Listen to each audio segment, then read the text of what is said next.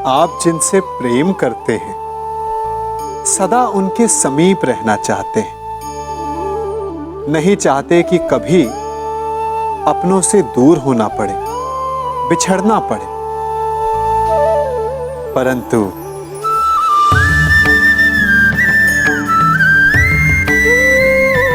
एक समय के पश्चात अपनों से दूर हो जाना उन्नति के लिए आवश्यक है।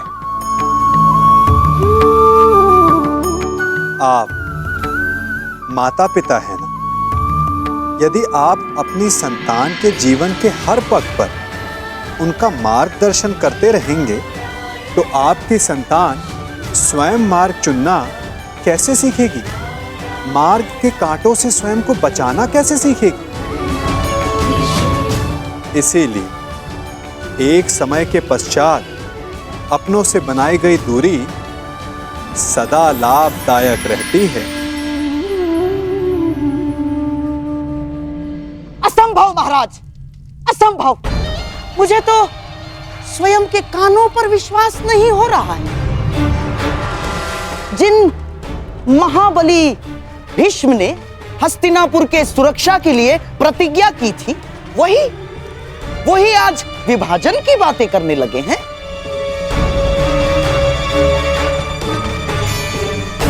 हे ईश्वर, किस दिशा में जा रहा है हस्तिनापुर? क्या यह उचित है? मुझे तो ऐसा प्रतीत होता है कि गंगा मैया उल्टी दिशा में बहने लगी है, और कभी कभी ऐसा भी प्रतीत होता है कि कहीं सूर्य देव पश्चिम दिशा से तो नहीं उदय होने लगे। गांधार नरेश, गंगा पुत्र ने हस्तिनापुर के सिंहासन को सुरक्षित रखने की प्रतिज्ञा ली थी, और इस समय हस्तिनापुर की सुरक्षा उसके विभाजन में है।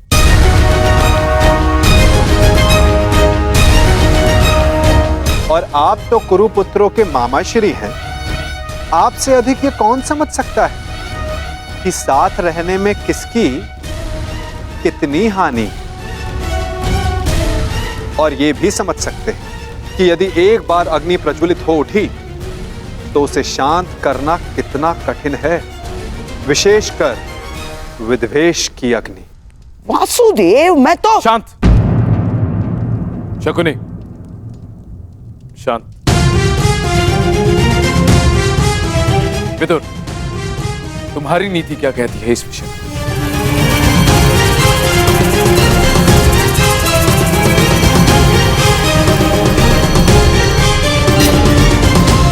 जब साथ रहते विकास अवरुद्ध हो तो विभाजन श्रेष्ठ है। महाराज, विदुर ठीक कह रहे हैं। हमारे हाथ केवल विभाजन का संकल्प है, इसलिए राज्य उचित ढंग से और सामान्य भाग में विभाजित होना चाहिए।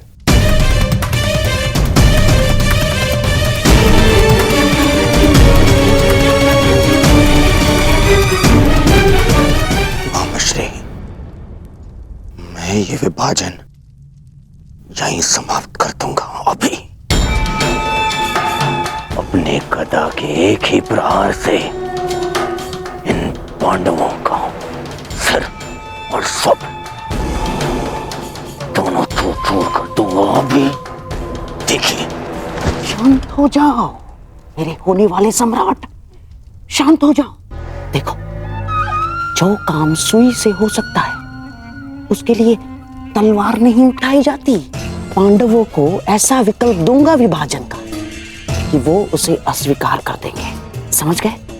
उसके बाद सारा खेल हमारे मुट्ठी में। परंतु नहीं, ये समय कृष्ण के और मेरे मध्य बुद्धि युद्ध का है, इसीलिए मुझे ही आगे रहने दो। ठीक है मामाश्री। हाँ, तो ठीक है। यदि दोनों पक्ष विभाजन के लिए प्रस्तुत हैं, तो यही सही। परंतु दाता और याचक, इन दोनों के मध्य एक नियम होता है। जो दे रहा है वो ही चयन करे। तो इसके नाते विभाजन में पांडवों को कौन सी भूमि मिलेगी, इसका विकल्प देने का अधिकार केवल दुर्योधन का है।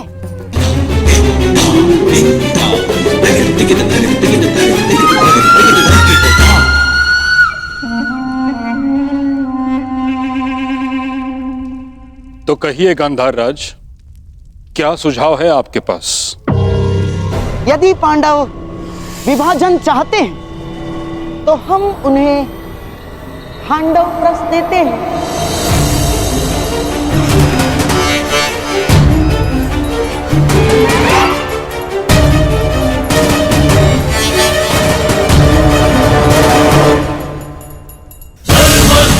और यदि पांडवों को खांडव प्रस्थ स्वीकार नहीं तो हमें भी विभाजन स्वीकार नहीं।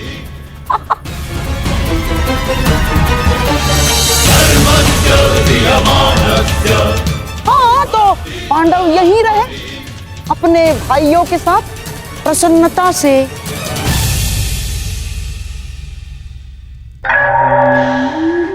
प्रेम से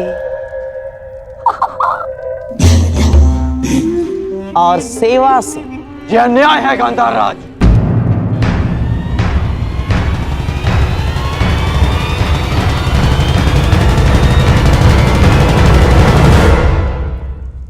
मित्र, तुम देख लो कैसी अनुचित बात कर रही है। खांडव प्रस्थ उस भूमि पर कांटे तक नहीं उगते, बंजर भूमि है वो, अंग से भी अधिक बंजर, जैसे आप शापित हो। महाराज, यदि विभाजन नीति अनुसार करना है, पांडवों को वो भूमि देना नीति का अपमान है।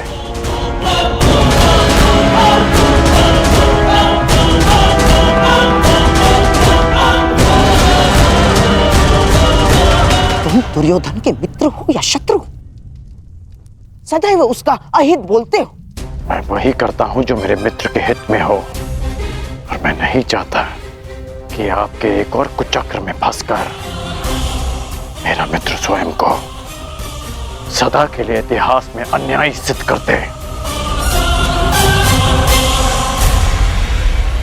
हमें खांडव प्रस्थ नहीं चाहिए, भले ही युद्ध हो जाए।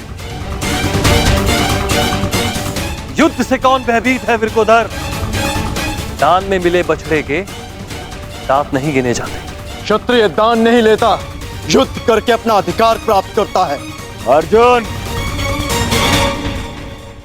तुम्हारे बाणों का उत्तर भी है मेरे पास। यदि कुछ चाहिए तो केवल खांडव प्रस्थ ही मिलेगा, अन्यथा कुछ नहीं मिलेगा।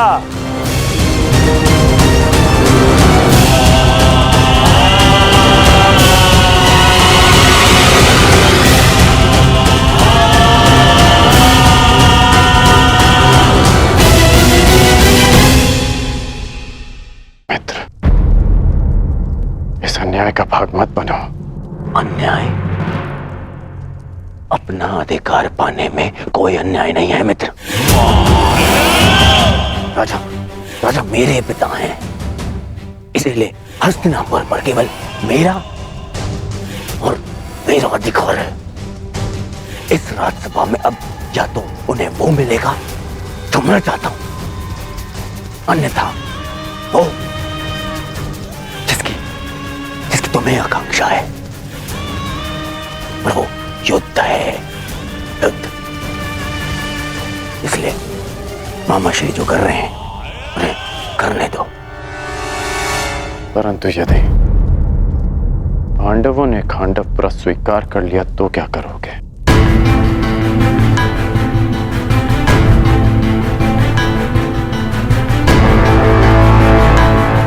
नहीं करेंगे, देखते जाओ।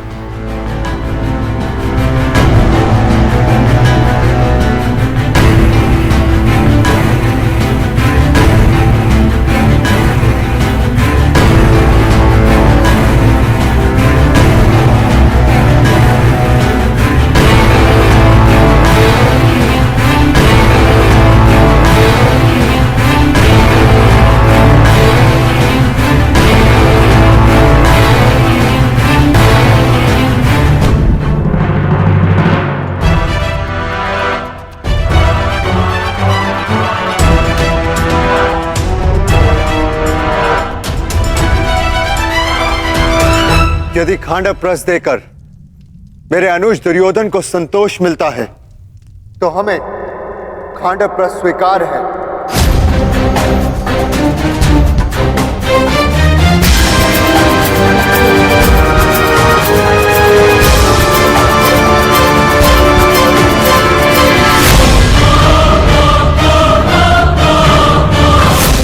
हम 5 भाई जहां भी एक साथ हो, वो स्थान भले ही बंजर हो, लेकिन हमारे लिए स्वर्ग से कम नहीं।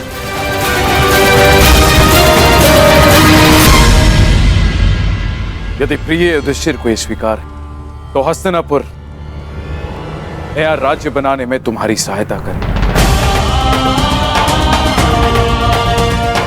मेरी ओर से तुम्हें 1 सहस्त्र और 8 हाथी, 100 रथ और नया राज स्थापित करने के लिए पर्याप्त धन भेंट में दिया जाएगा।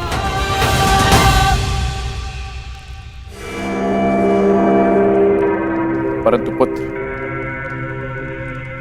इसके बदले मुझे भी तुमसे कुछ चाहिए।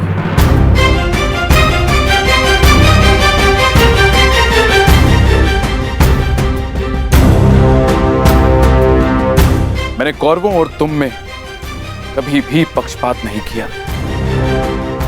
सदैव तुम्हें अपने पुत्र से बढ़कर माना है।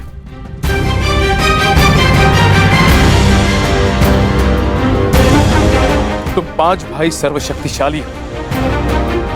पांचाली जैसी चतुर भार्या है तुम्हारे पास, परंतु पुत्र, इस जन्मांध धृतराष्ट्र के पास कोई मार्गदर्शक नहीं। गांधारी और मुझे पथ दिखाने वाला कोई तो चाहिए पुत्र, कोई ऐसा जिसके समीप रहने से मेरे भ्राता पांडु की स्मृति बनी रहे। इसीलिए मेरी इच्छा है पुत्र कि तुम्हारी माता कुंती यहीं हस्तिनापुर में रहे।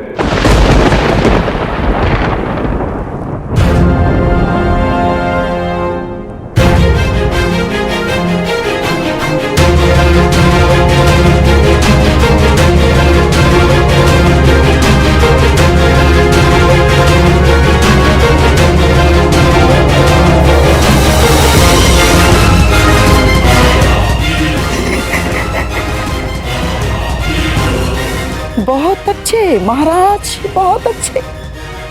एक बार ही सही, परंतु आपने अपने मस्तिष्क का प्रयोग तो किया। नहीं, यह हमें स्वीकार नहीं।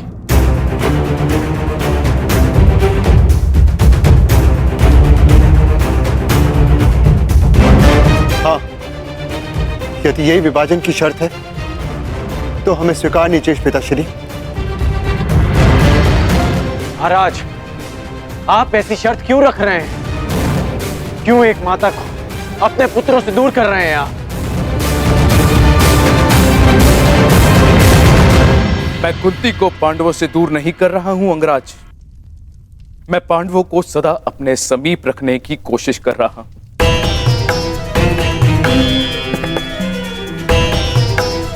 कुंती यहां हस्तिनापुर में रहेगी तो पांडु पुत्र यहां आते जाते रहेंगे। उनका संबंध कभी हस्तिनापुर से समाप्त नहीं होगा।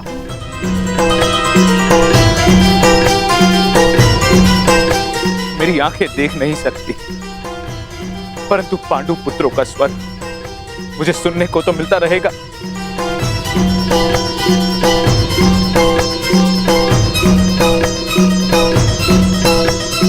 अद्भुत अद्भुत चतुरता दिखाई है महाराज धृतराष्ट्र ने। बुआ कुंती को अपने पास रखने का कारण पांडवों से प्रेम नहीं, परंतु कौरवों की ढाल बनाए रखना है, ताकि पांडव भूल कर भी हस्तिनापुर पर आक्रमण ना करें और वे सदैव उनके नियंत्रण में रहें। आपको क्या लगता है ताचरी, क्या मैंने कुछ अनुचित कहा?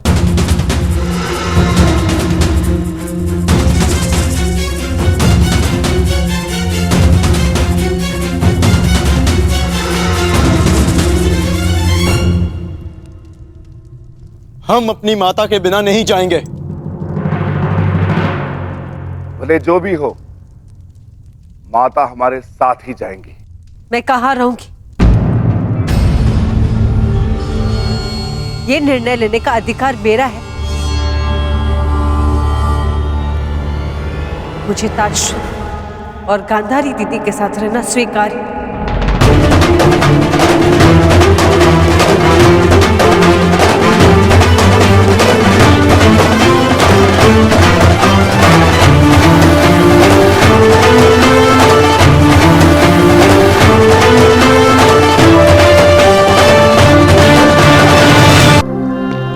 परंतु माता, यह असंभव है।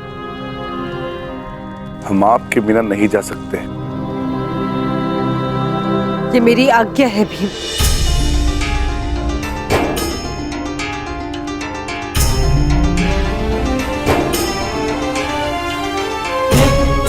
अर्जुन, भीम, जीवन में कुछ निर्णय स्वीकारने में बड़े कठोर हो सकते हैं, चूंकि वे निर्णय नहीं, समय द्वारा ली जाने वाली परीक्षा होती है। यदि बुआ कुंती दोनों परिवारों को एक रखने,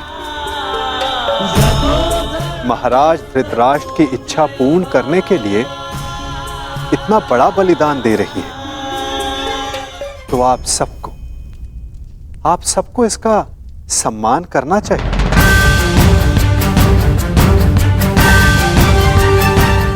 यदि आपका यही आदेश है, तो हमें स्वीकार है।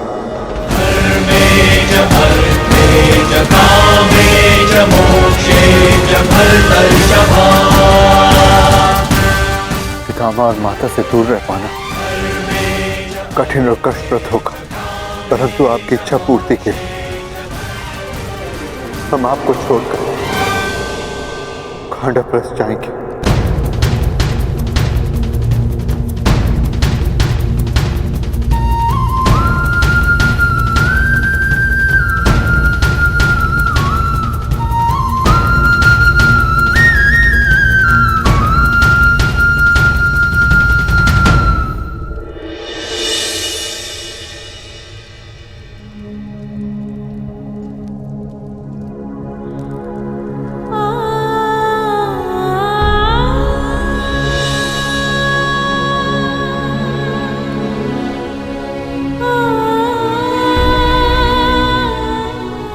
तुम्हारी परीक्षा की घड़ी है पुत्रों। तुम्हें बंजर भूमि में पुष्प खिलाने, परिश्रम करना है और पांचों साथ रहना।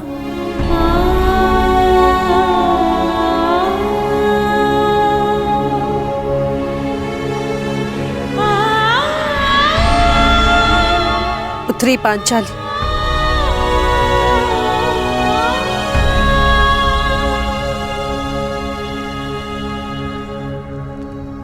से मेरे पांचों पुत्र तुम्हारा उत्तरदायित्व है।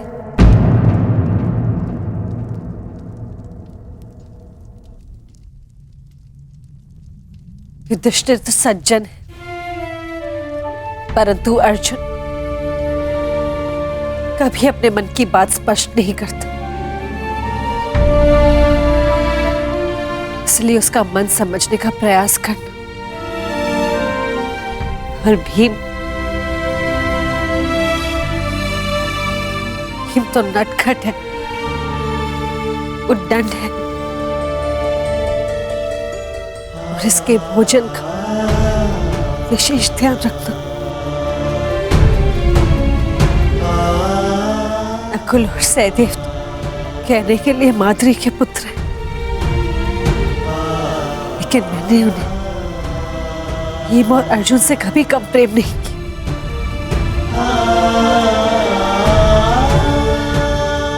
अब तक मैंने इन पांचों भाइयों को